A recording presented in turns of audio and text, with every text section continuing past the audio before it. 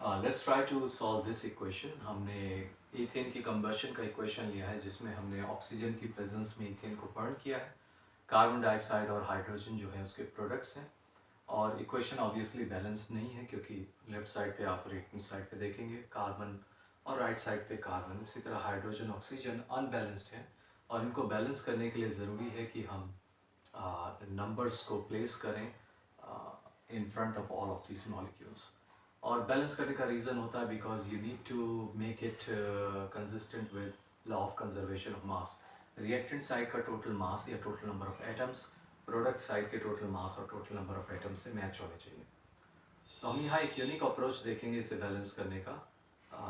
Trial और guess method जो है जिसमें हम नंबर्स को गेस करते हैं और प्लेस करते हैं इंडिविजुअल एलिमेंट्स के सामने और फिर ट्राई करते हैं बैलेंस करने की। उससे उसकी जगह हम एक श्योर शॉर्ट मेथड देखेंगे जिससे आप कॉन्फिडेंटली किसी भी इक्वेशन को बैलेंस कर सकते हैं। So this equation in particular थोड़ी सी कंफ्यूजिंग होती है बिकॉज ऑक्सीजन प्रोडक्ट साइड पे दो जगह डिस्ट्रीब्यूटेड है और इसको बैलेंस करने के लिए हम इंडिविजुअल हर एक कंपाउंड के सामने, हर एक सब्सटेंस के सामने एक वेरिएबल प्लेस कर देते हैं। चूँकि हमें पता ही नहीं कि उनके नंबर्स क्या हैं, कोफिशिएंट क्या हैं, तो हम कुछ नंबर्स प्लेस कर देते हैं जैसे एक्स, वाई,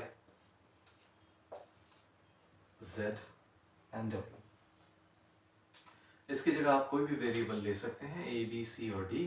बस ध्यान रखिएगा कि इस तरह के वेरिएबल लें कि थोड़ा हमारे जो नेम्स हैं कंपाउंड के उनके साथ कंफ्यूज ना हो जाए। जैसे ए बी सी डी में सी आपका कार्बन भी है और फिर एक वेरिएबल भी हो जाएगा तो थोड़ा सा समझने में आपको इश्यू होगा।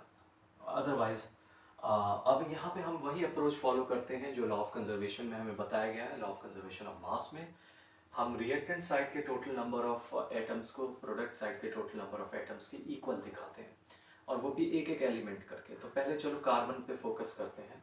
सो हम कार्बन लिख लेते हैं यहाँ और हम देखेंगे कि कार्बन के total number of atoms find out करने के लिए हम यहाँ देखेंगे 2x अमाउंट ऑफ कार्बन है।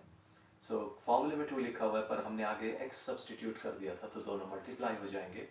इसलिए रिएक्टेंट साइड्स पे you have 2x amount of carbon और ऐसे ही आप प्रोडक्ट साइड पे भी नंबर ऑफ कार्बन्स निकाल सकते हो। You have only z amount of 1z amount of carbon, यानी सिर्फ आपको z लिखना है। इसी तरह आप हाइड्रोजन को बैलेंस कर सकते हो। For hydrogen you can see on the left side, on the reactant side, you have 6x amount of hydrogen, so 6x, and on the product side you have 2w amount of hydrogen। बिल्कुल ऐसे multiply करके आप hydrogen के amounts भी calculate कर सकते हो। सो 2w amount of hydrogen. Oxygen का केस थोड़ा ट्रिकी है क्योंकि ऑक्सीजन दो जगह है वहाँ पे। तो ऑक्सीजन के number of atoms find out करने के लिए हम पहले रिएक्टेंट साइड को देखेंगे। We have 2y amount of oxygen on this side और राइट साइड पे अगर हम नंबर ऑफ ऑक्सीजन्स को काउंट करें तो 2z अमाउंट ऑफ ऑक्सीजन यहाँ है and 1w amount of oxygen यहाँ है।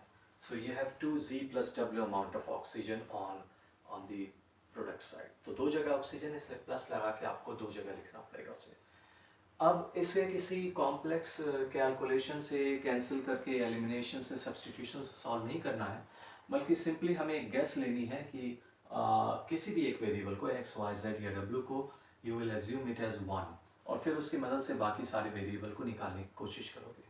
अगर यहाँ x की वैल्यू हम 1 मान लें तो उससे हमारे लिए कैलकुलेशन आसान हो जाएगी, बाकी सारी वैल्यूज़ हम ईजिली इंटरप्रेट कर सकते हैं। So let x equal to 1। तो अगर हम x को 1 मान लेंगे तो हम z की वैल्यू x की वैल्यू को पुट करके फाइंड आउट कर सकते हैं।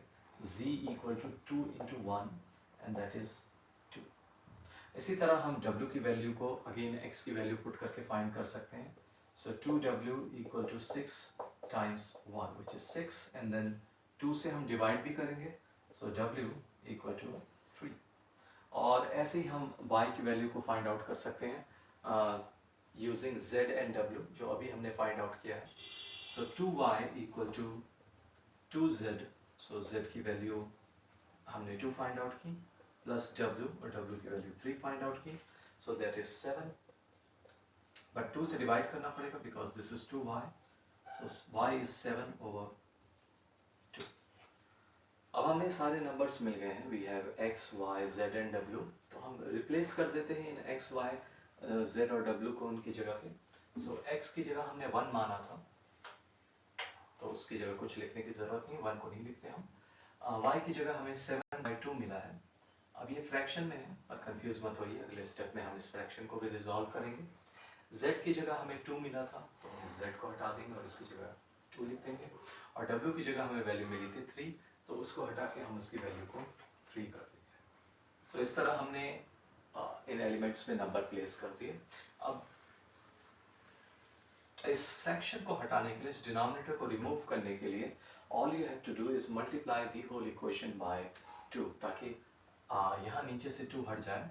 लेकिन इसको 2 हटाने के लिए हमें इसे 2 से मल्टीप्लाई करना पड़ेगा, और आप सिर्फ एक सब्सटेंस को 2 से मल्टीप्लाई नहीं कर सकते, पूरी इक्वेशन को आपको 2 से ओवरऑल मल्टीप्लाई करना पड़ेगा। तो यहाँ 2 लग जाएगा, 2c2h6, और इसको 2 से मल्टीप्लाई करोगे तो ये नीचे वाला 2 कट जाएगा, and 702। And then carbon dioxide को 2 टाइम्स करोगे तो 4 कार्बन डाइऑक्साइड, एंड वाटर को 2 टाइम्स करोगे तो 6 water, and this is the balanced chemical equation. अब अगर आप मैच करेंगे तो each element is balanced in this equation. तो ये मेथड जो हमने यहाँ डिस्कस किया, this algebraic method is a sure short method of balancing any equation, any such equation. कोई ऐसे ही नहीं, बल्कि कोई भी इक्वेशन आप ले लेंगे तो आप उसको बैलेंस कर सकते हैं। Try some on your home.